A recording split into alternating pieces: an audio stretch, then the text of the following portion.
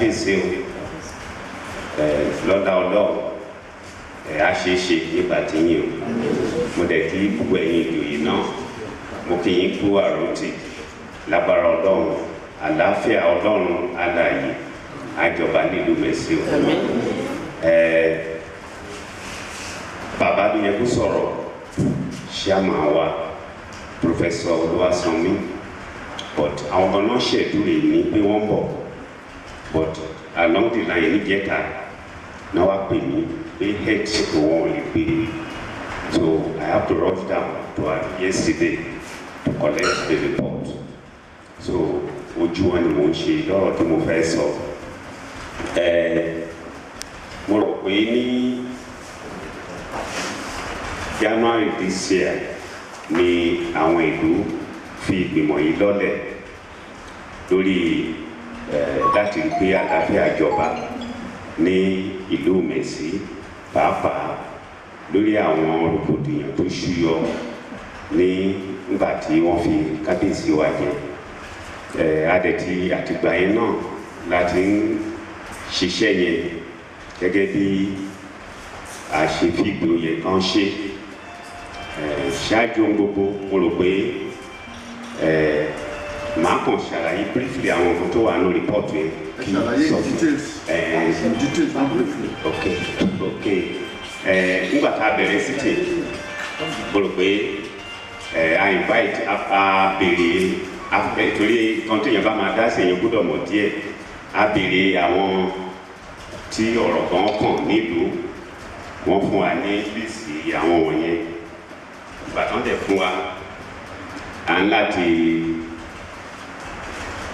lọ bá wọn personally tá a pè wọ́n so wọ́n dẹ̀ rí lára wọn tó ń họ́nà invitation tó ń wá bá wa ní Adó láti ṣe sitting a ṣe sitting méjì Mẹ̀sí márùn tó kù Adó láti lọ́ọ́ ṣe torí bàbá ò lágbára àti lè wọkọ̀ wá bí wọ́n ní mọ́tò bọ̀ wọ́n ti dàgbà so then during our sittings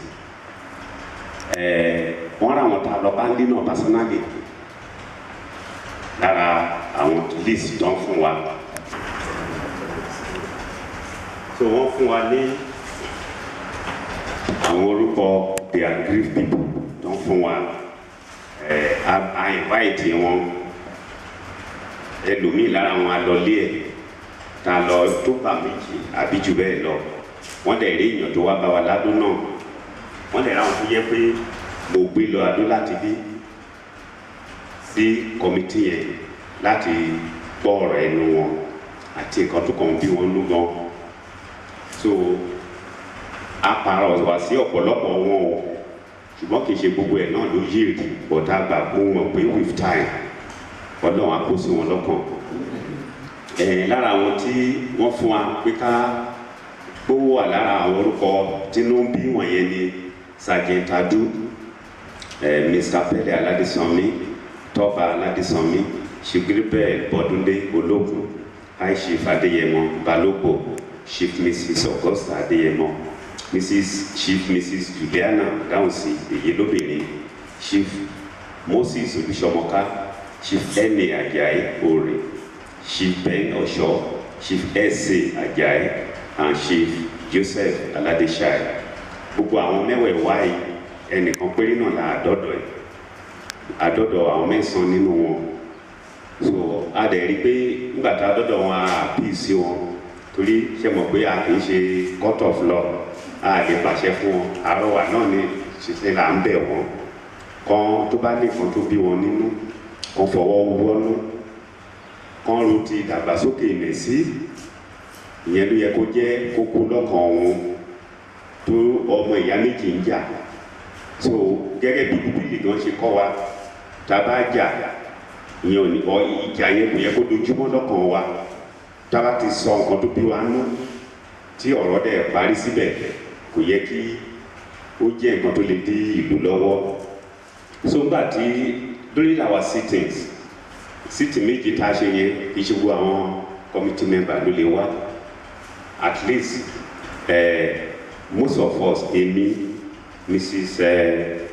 Aládésanmí àwọn ọ̀gá iléèwé wa ní Òjùbà yìí àti SS òun bọ̀ lọ́nà gan bẹ́ẹ̀ ló ti pè mí wọ́n try gan kò sí city tá a ṣe tán attend then àwọn méjì nínú àwọn committee yẹn méjì kan péré náà attend mọ́ while the last person there Reverend Evangelist Romotola could not attend at all torí Èkó náà wà so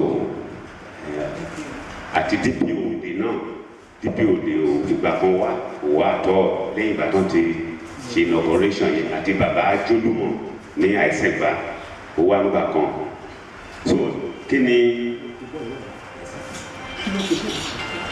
outcome of our meeting with those people a pàrọwà sí wọn ṣùgbọ́n lẹ́yìn tatótónu wa tí bàbá ṣe on behalf of the committee àwọn àmújáde tá a mú bẹ̀ nínú Sergeant Kaduba for instance nígbà tá a lọ bá ó ní òun lọ́rọ̀ kankan sọ pé ká lọ bá other member of the family High Chief Balóko Martins Adéyẹmọ náà a invite at least ó wá tó bá méjì ó dẹ̀ ṣàlàyé pé nínú ọ̀rọ̀ ẹ̀ ó ní nǹkan tó fa involvement òun ni pé it's an in-law to Agusoye family pé òun ló necessity involvement òun ó dẹ̀ wá ṣàlàyé pé ó ní kábíyèsí ìwà pé kì í ṣe mẹ́mbà Agusoye ruling house then God so good torí ara nǹkan tó fa delay tí ò jẹ́ ká ti present report nìyẹn àwọn pé kò ní make sense kẹrin wa níṣẹ́ ìdájì àwọn tẹ̀ràn wa sí wọn ká máa rí wọn ká lè máa bọ̀ bọ́dọ̀ ṣe máa ṣe ìyàwó náà tó wá wálé tó wá wá lọ opportunity yẹn pé àpè náà àwọn náà wá wọ́n ṣàlàyé náà yẹn Mrs. Ogosa Adéyẹmọ ó jẹ́ ká mọ̀ ó lólùfẹ́ ìfẹ́ àlàáfíà lòun ó ní ṣùgbọ́n bí gbogbo nǹkan ti ṣiṣẹ́ lọ ló bí òun nínú pàápàá ó ní Agusoye ruling house ló yẹ kí ọba ti jáde tí wọ́n dùn wọ́n lẹ́tọ́ yẹn pé òun ní nǹkan tó dùn wọ́n bàbá pàrọwà sí ṣùgbọ́n wọ́n gbà wọ́n ṣáà ní nǹkan tó ń ṣe ò pé wọ́n lè padà sẹ́yìn mọ́ so ìyẹn jẹ́ how far we can go with her then bàbá òrè náà abisiti ẹ̀ at least ìgbà méjì ló wá bá wa ládó ká sọ̀rọ̀ gan pẹ̀lú chairman and pẹ̀lú nǹkan tó sọ tó bá ní kí n express ẹ̀ ó dẹ̀ pé nǹkan tó bí àwọn nínú ni pé ó dẹ̀ pé wọ́n ló traditional rites tó yẹ kán perform in the installation of the ọba pé wọ́n include wọn pé wọ́n jẹ́ kán ṣe so mo rò pé ó jẹ́ kan nínú he said personally he has nothing against kábíyèsí as a person ó ní wọ́n rí embarrass gan pé ìyẹn gan ló ṣe oníkàyéfì so ó dẹ̀ ṣàlàyé pé ó ní ìdílé Ọláìbíyẹmí níbi tó sọ̀rọ̀ dé lọ́jọ́ yẹn ó ní tó bá ní kán sọ gan ó ní wọn wà ìta ètò sọba ó ní wọn kì í ṣe ìdílé ọba ó ní ó sọ story pé ìdọ̀ṣẹ́rẹ́ ni àbí ó sọ bẹ́ẹ̀ pé sọ́ṣà sọ story jà pé bàbá àtìyá wọn he is not from the ruling house ni wọ́n bó ṣe fi kú jẹ so àwọn náà wọn pẹ̀lú gbogbo àrọwà tá a pa sí wọn àti gbogbo náà wọ́n ṣáà ní pé wọ́n dún lórí ẹsẹ̀ wọn so pẹ̀lú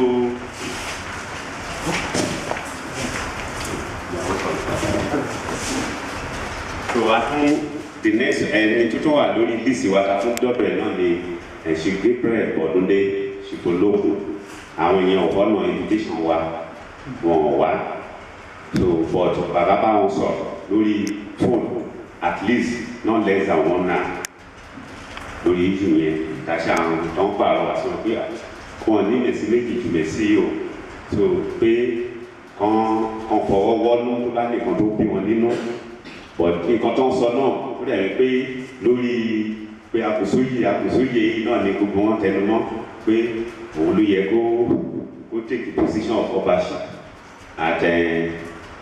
lẹ́yìn yẹn náà gbà tí àti táwọn sọ̀rọ̀ tán ṣáà insist pé wọn ọ̀nà wà lórí fóònù gbà kan tó pẹ́ gbọ́ gbé fóònù nítorí bá gbé fóònù náà kò sí nǹkan ká lè ṣe so lẹ́yìn yẹn atúndọ̀dọ̀ Chief Joseph Aládéṣáì gbà tí adọ́dọ̀ wọn náà wọ́n sọ̀rọ̀ àdáfíà pé kí mẹ̀sì tẹ̀síwájú ní wọ́n wà áfítà pé wọ́n fẹ́ lúkèrúdò ní mẹ̀sì so inú wa dùn sí wọ́n ṣe bá wa sọ̀rọ̀ and the last person on the list àwọn náà ni the Aládésànmí the pẹ́ẹ́dì àti tọ́ba the same story náà ni gbogbo wọn sọ pé Àgùsóyè ló yẹ pé ọba ọ̀kan pẹ̀lú gbogbo àwọn findings wa wọ̀nyí conclusions wa àwọn ìgbé one major thing to internal to solve the issue internally without court involvement.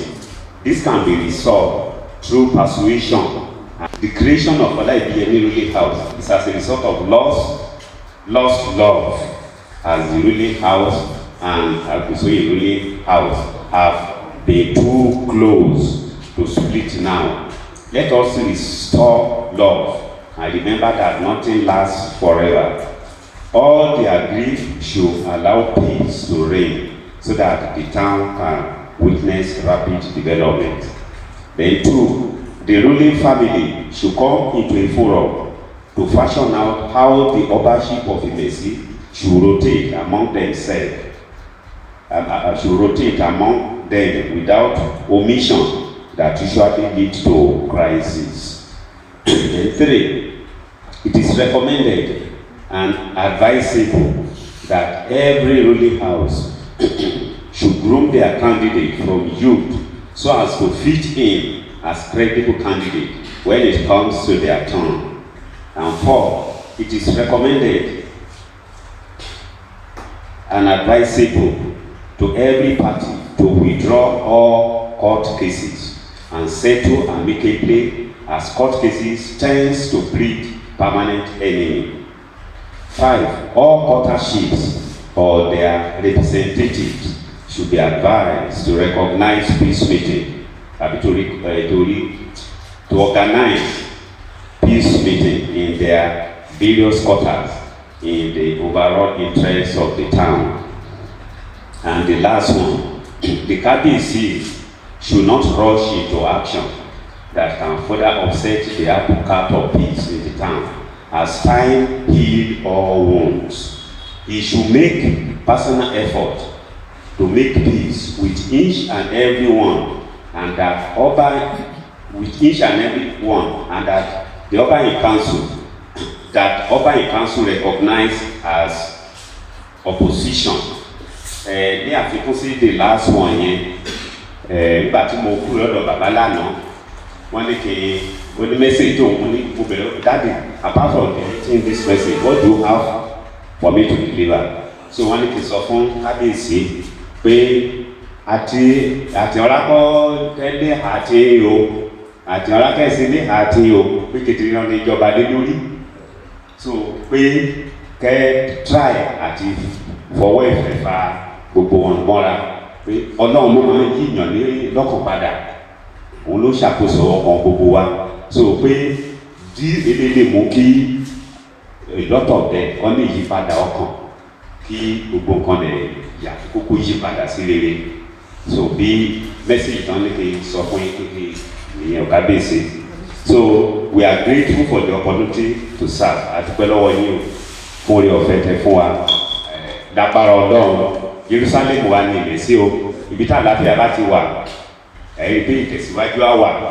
Gbogbo ilé ìta fi ń sákiri sókè sásódò yìí, àti ilé tó kàn sáyẹn bàbá wa, olóyè wa gbogbo, àti kábíyèsí, fẹ́ pé accept down ní àti move forward. more than where we are now láti gbà táwọn kábíyèsí wa ti lórí oyè. So ní orúkọ Jésù àlàáfíà Ọlọ́run àjọba nílùú Mẹ̀sí o. A ní láti máa gbàdúrà náà ni kò sí nǹkan tí Ọlọ́run ò lè ṣe, kò sí nǹkan tí òun ló ní ọkàn gbogbo ẹ̀dá ní ọ̀nà àrà lọ́nà ìyanu Ọlọ́run á gbàkóso. Ẹ ṣé o, mo dúpẹ́ lọ́wọ́ yín o, bàbá ní ká dúpẹ́ lọ́wọ́ yín fún oore ọ̀fẹ́ tẹ́ fún láti ṣiṣẹ́ náà. Ẹ ṣé gan kábíyèsí. Ẹ ṣé o. Àyà fọ́tò ẹ̀ kó àwọn ìlú ẹ̀ fún ẹ sọ̀rọ̀. Ìmẹ̀sí Reconciliation Committee we present our report to the Highness.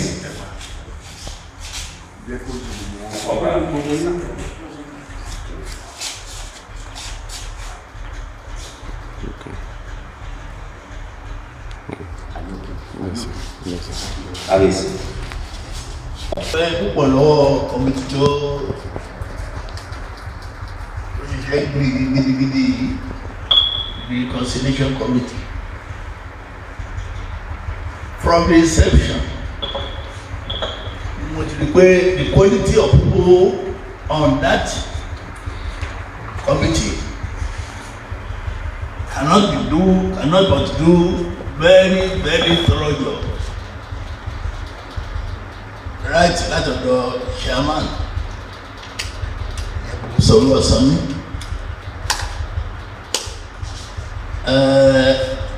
and she had been bought away for over 40 years. And then the quality of the people told me that you should do one. And then we do púpọ̀ pé kò sí nínú wọn tó dàbí ó ṣẹ̀rẹ̀ ẹ̀wẹ̀. That is, nobody is biased. Àwọn tó wà very, very objective. Rẹ pé wọ́n lè ṣiṣẹ́ wọn pẹ̀lú objectivity púpọ̀ ni. Our SSS, thank you very much. Thank you, sir. I know you are there in your official capacity, but that even you agreed to serve. Thank you very much. Thank you, sir. Our principal, no, I don't believe by today. We are hearing very good things about you. I know I by sharing. And our own man, we know you from the beginning. Why we said you should serve in that place is that once you are there, they become boycott, you know? Because it is not your character. You know that you are very humble, but you are steadfast and thorough. Anyone that the way I didn't mean to see. Ọlọ́run Olódùmarè adọ́ra gbogbo wa o. Èyí náà dàgbà. O ní kú sílẹ̀ wéwé. Iṣẹ́ ti ń bọ̀ lọ́jọ́ iwájú lágbára Ọlọ́run ní Mẹ̀sí tẹ́ pé ẹ̀yin wọ̀nyí náà la máa ṣe. Adúgbò lọ́wọ́ yín o. Tó rí kábíyèsí, àárín bàbá, àtúndúpẹ́ lọ́wọ́ wọn. Àtúndá committees that are not here. Tí one way or the other tó ní boot sínú kàlẹ́ adúgbò lọ́wọ́ gbogbo yín. So we study the thing again and we know exactly what's there to take. But recommendations tó wà bẹ́ẹ̀ bẹ́ẹ̀ yìí kọ́ yìí. I think it's still good here. To be mẹ́ta mẹ́rin sí data report. Thank you. The organization, the DSS, very professional, very committed, very loyal to peace in this country.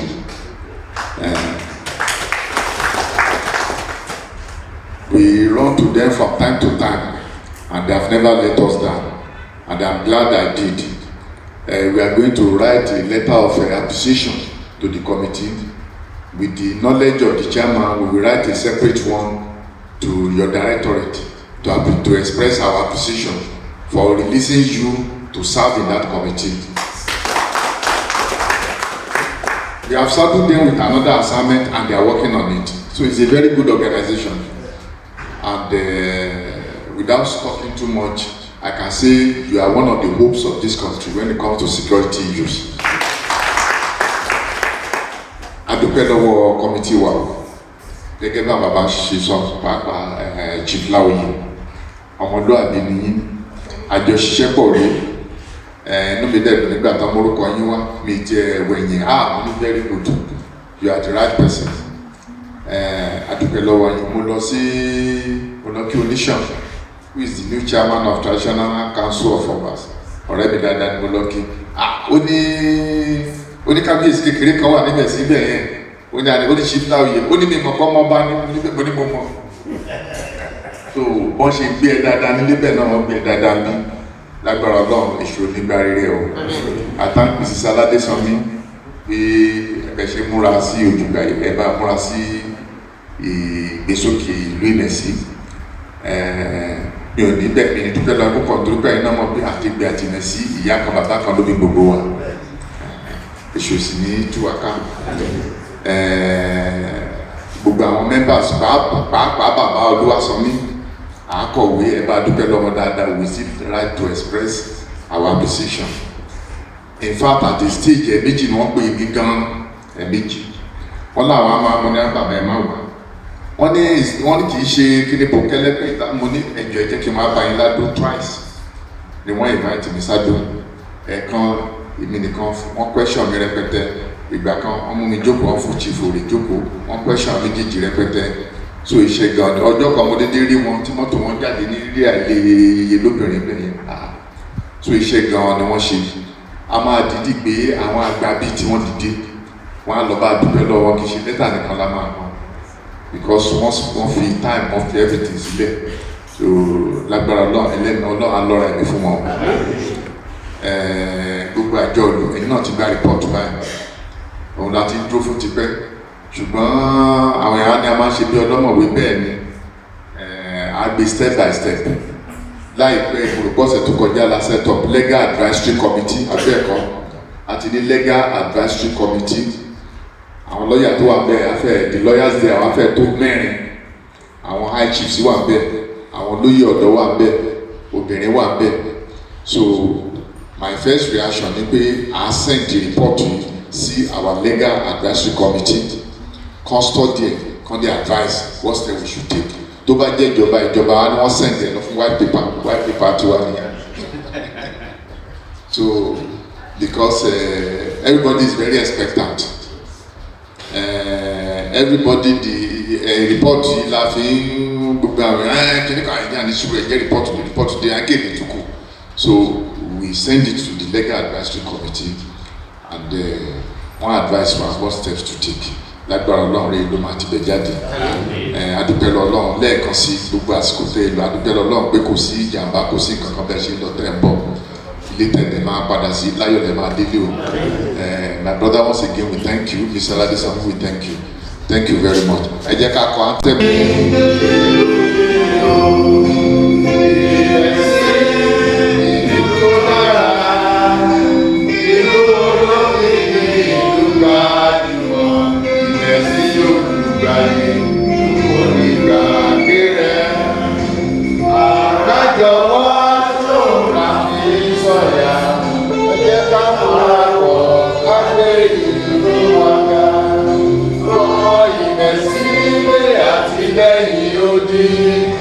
Ẹ má jẹ́ ká gbàgbé